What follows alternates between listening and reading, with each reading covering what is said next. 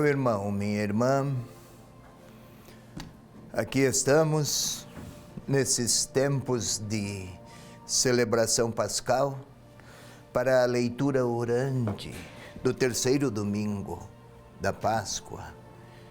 É o texto de Lucas, capítulo 24, versículos 13 a 35. Nosso tempo é bastante restrito e o texto é bastante conhecido. Então vou apresentar as grandes linhas para depois explicar. Tem aí na sua Bíblia, por favor, 24, Lucas 13, 35. Eu leio alguns dos versículos.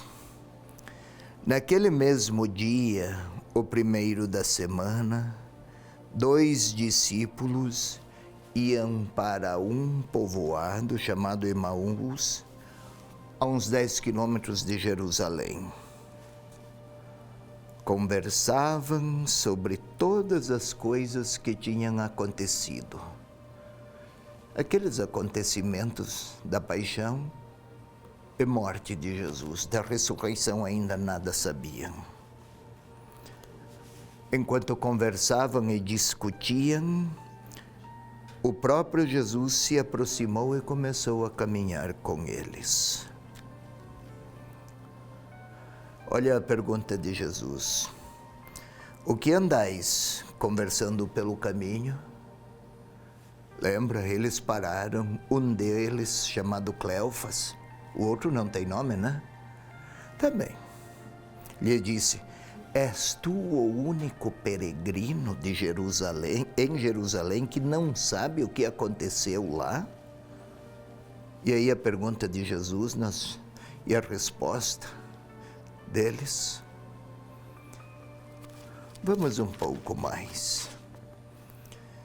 Então Jesus começou a lhes dizer, como sois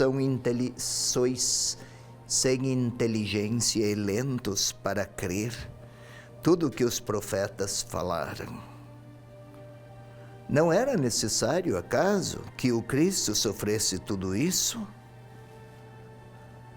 E começando por Moisés, passando pelos profetas, explicou-lhes em todas as Escrituras. Conhecemos a história.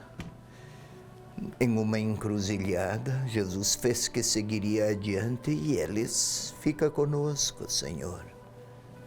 Conhecemos quando eles, ao partilhar o pão, a partilha do pão pelo próprio Senhor, então reconheceram-no. Voltaram a Jerusalém. Não ardia os nossos corações? Vamos lá. Naquele mesmo dia, o primeiro da semana. Qual aquele mesmo dia? Maria Madalena encontrara o sepulcro vazio. O anúncio do anjo, o Evangelho de Lucas, ele não está aqui, ele ressuscitou. E ela foi cheia de alegria, correu a dizer aos outros, na versão de Lucas. Mas o mesmo dia, dois deles iam para Emaús. Vamos embora de Jerusalém. Afastemo-nos desta cidade e dos acontecimentos aqui havidos. Esperávamos que Jesus redimisse Israel. Eles esperavam que Jesus viesse, que o Messias se apresentasse com todas aquelas potências triunfantes que expulsariam da Palestina todos os estrangeiros que dominavam a região com suas divindades e suas tradições religiosas idolátricas. Imaginavam o povo de Israel com os antigos poderes sociopolíticos. Era essa a compreensão que tinham de Deus. E quanto mais se observassem os mandamentos, tanto mais se apressaria a vinda do Messias. E expulsaria também os pecadores. E aquele que apareceu perdoava, era misericordioso e não era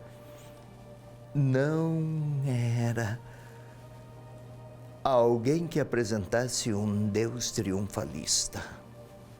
Era humilde e amava até pecadores. E amava estrangeiros. E oferecia a salvação até àqueles tão maus e tão mundanos quanto Zaqueu. Eis a desilusão. E morreu na cruz. Eis a decepção. Um detalhe até comovente. Jesus se pôs a caminhar, o próprio Jesus se pôs a caminhar com eles. Esta frase é uma das mais belas do Novo Testamento. Querem fugir de Jerusalém, querem abandonar o seguimento, querem se afastar de tudo aquilo porque fora uma imensa desilusão. E o Senhor Jesus se apresenta com respeito à sua dor e também à sua obtusidade teológica e religiosa, mas caminha com eles. São tardos de inteligência, não conseguem perceber, mas caminha com eles.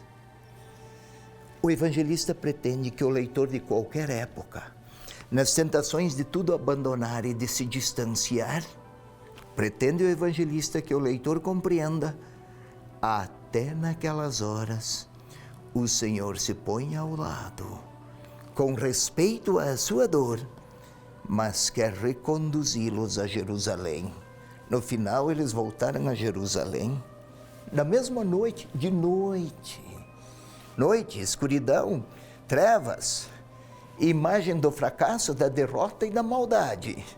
Até a noite se tornou iluminada. Mas vamos um pouco mais. É verdade que algumas mulheres nos atiçaram dizendo que o tinham visto, mas já há 3 dias que essas coisas aconteceram e nada. Elas, as mulheres, foram ao túmulo, não o encontraram. Então voltaram dizendo que tinham visto os anjos. Alguns dos nossos foram ao túmulo, mas não o encontraram. Parecia-lhes que duvidar era mais lógico do que esperar e crer.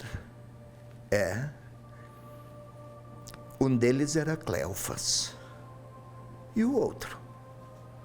Onde é que está? No domingo passado, Tomé era gêmeo. Gêmeo de quem? Gêmeo de cada um de nós. Cleofas. E o outro? O outro é alguém como eu, como você, que às vezes somos tentados. Ordinariamente se diz chutar o balde, abandonar. Somos tentados a nos entregar ao desânimo. Não sei se vale a pena. Também estes. Será que crer oferece algum resultado ou vantagem? Facilmente somos levados a esse tipo de raciocínio. Mas estes foram alcançados pelo Senhor, e começando por Moisés, e os profetas explicavam-lhes todas as Escrituras. Sabe, meu irmão, minha irmã, com facilidade concluímos nossos raciocínios e tomamos nossas decisões sem ouvir a voz do Senhor e sem achegar-nos à sua palavra. Por isso a decisão de abandonar Jerusalém. O Senhor caminhou ao lado deles para se lhes apresentar com a palavra. É a leitura orante que nos mantém próximos aos mistérios mediante os quais o próprio Deus quer mostrar sua solidariedade libertadora. Não pretende poupar ninguém da cruz, porque ele também não se poupou dela. Mas gosta de sofrer então? Não. Mas prefere evitar qualquer palavra de força ou de violência, e é capaz até de silenciar para não se confrontar, inclusive com os que o assassinam. Ofereceu seu perdão até naquela hora. E o Senhor está a pedir que cada um dos discípulos de qualquer época, todos os companheiros de Cleofas, cada um de nós, deixemo-nos ensinar por uma perspectiva misericordiosa que nos desarma de quaisquer armas de confronto para olhar com compaixão até mesmo àqueles que nos querem distanciar de Jerusalém. Um disse ao outro: não ardia o nosso coração quando ele nos falava pelo caminho e nos explicava as Escrituras? Será que ele explicou de uma maneira tão genial que todas as explicações anteriores não elucidariam nada? Ou se as Escrituras pronunciadas por ele eram pronunciadas com a força e comunicadas também com o Espírito de Deus? Quem se deixa alcançar pela palavra também será alcançado pelo poder do Espírito que inspirou esta palavra, e torna-se inclusive capaz de vislumbrar sentido até lá no que se afiguraria o mais humilhante dos fracassos. Podemos então observar aqui, naquela mesma hora, de noite, escuridão, levantaram-se, voltaram para Jerusalém. Não é apenas um deslocamento espacial. Voltaram lá para o lugar da cruz, para dizer aos que estavam lá: encontraram-nos até reunidos, e estes confirmaram: realmente o Senhor ressuscitou. Nesse tempo de Páscoa, não queremos aqui nos ocupar com calendários litúrgicos apenas e tão somente. Aliás, menos isso. Muito mais.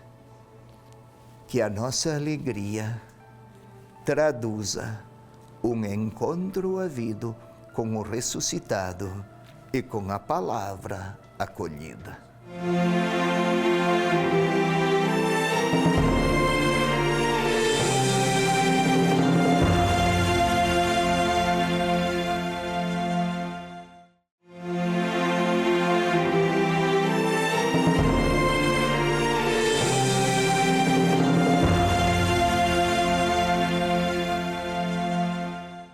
Então, meu irmão, minha irmã, aqui estamos para a segunda parte da nossa leitura orante deste terceiro domingo da Páscoa, 23 de abril, aquele texto maravilhoso, uma das mais belas páginas do Novo Testamento, os discípulos de Emaús.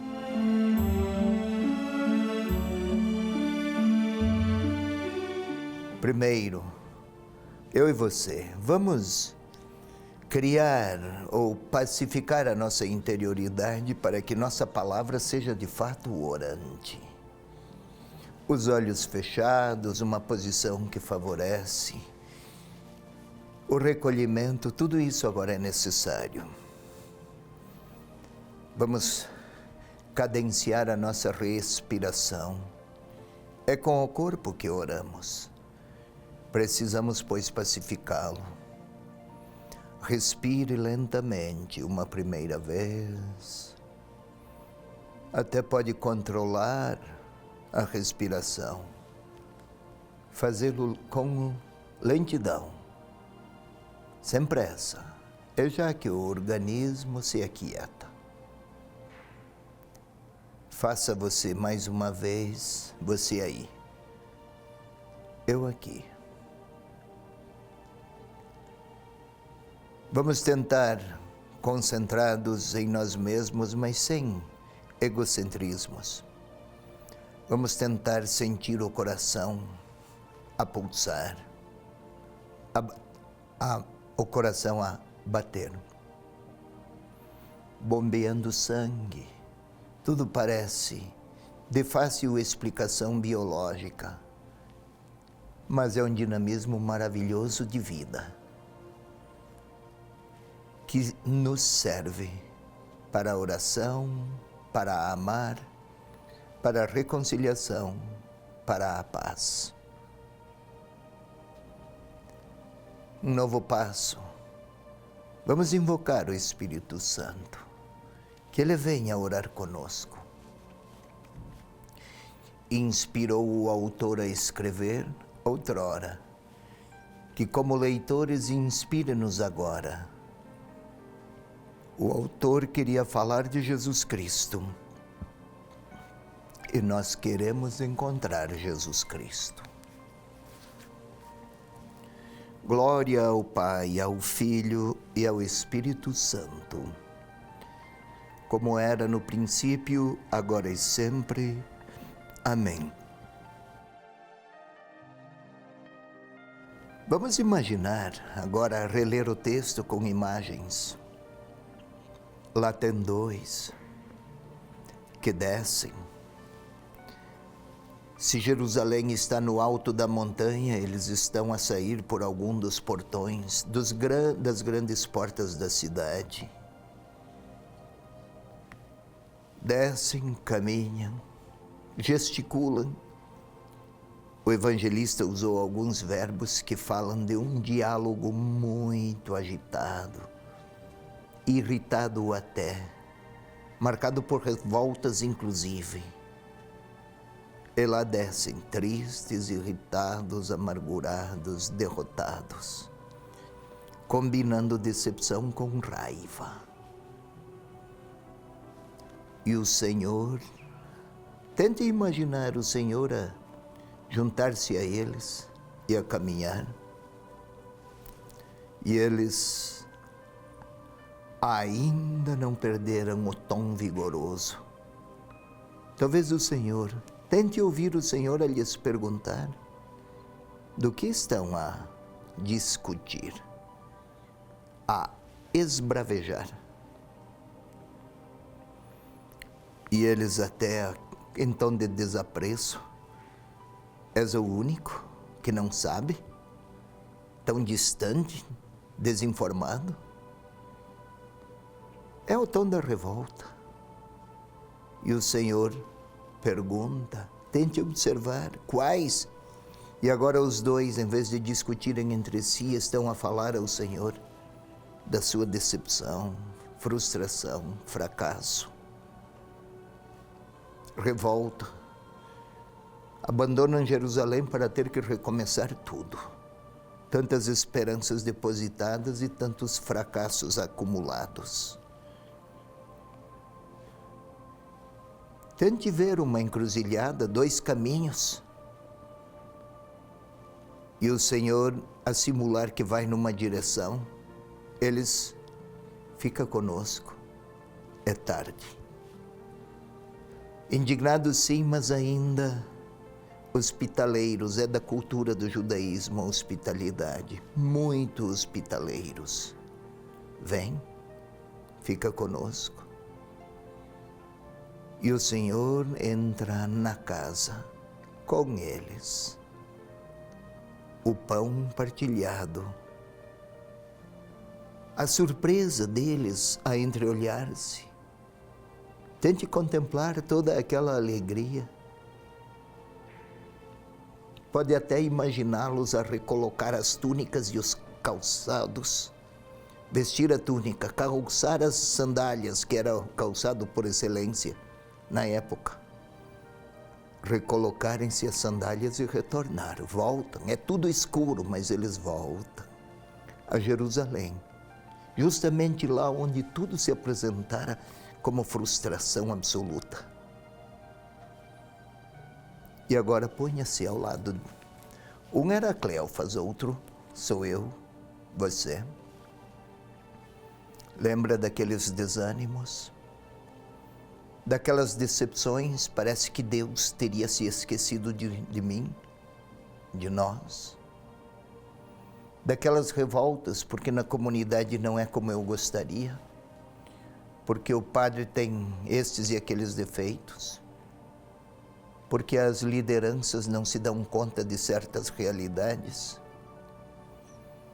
porque esse ou aquele padre não me agrada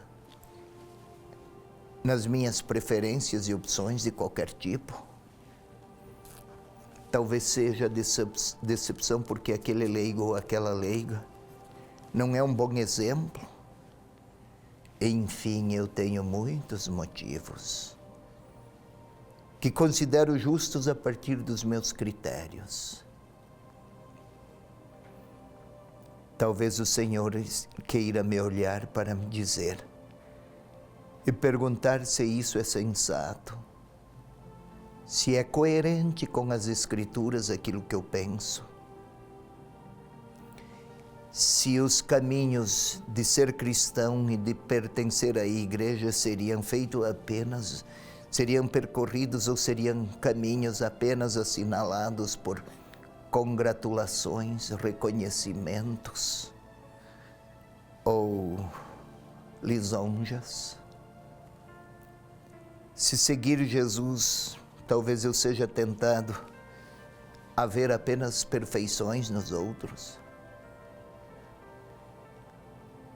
Talvez alguma decepção porque vão bem os fatos e as situações de pessoas que eu rejeito. E nem tudo vai bem comigo, quantas invejas. Bem, agora o Senhor talvez pare e queira olhar nos meus olhos. É para mim que Ele quer falar. Que dificuldade para crer na Escritura.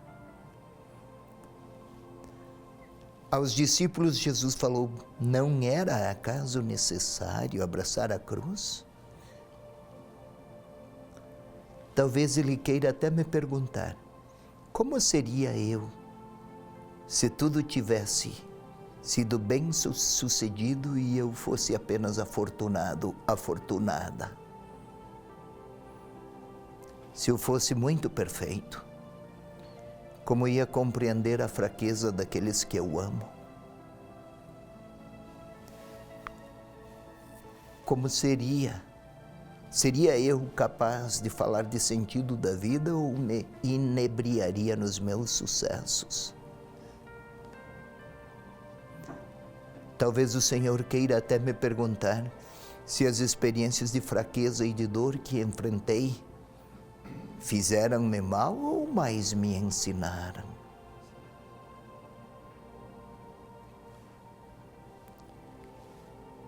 Agora o Senhor olha para mim e está disposto a ouvir. Eu posso lhe falar. Eu posso lhe falar que é verdade, Senhor. Muitas vezes eu fui tentado ou tentada a uma experiência de fé sem cruz. Eu gostaria de crer num modo que proporcionasse-me muitos triunfos, facilitações, conquistas. Eu gostaria de um modo de crer que granjeasse em meu favor a admiração dos outros. Talvez eu até queira dizer ao Senhor que algumas pessoas É muito difícil, Senhor, aceitá-las, acolhê-las, suportar. E o Senhor tem respeito pelas minhas dificuldades, pelos meus descaminhos, pelos meus vazios ou até pelas minhas revoltas. Talvez Ele queira me tomar pela mão e me reconduzir a Jerusalém e me levar até aqueles pontos de que eu os considero, na minha vida, muito crucificantes. E se eu não tiver forças, Ele ressuscitado pode me fazer forte o bastante para agir com bondade, até com aqueles que não foram bons comigo. Talvez seja essa a grande prece. Ao mesmo tempo, seria um sinal de que o ressuscitado vive em mim.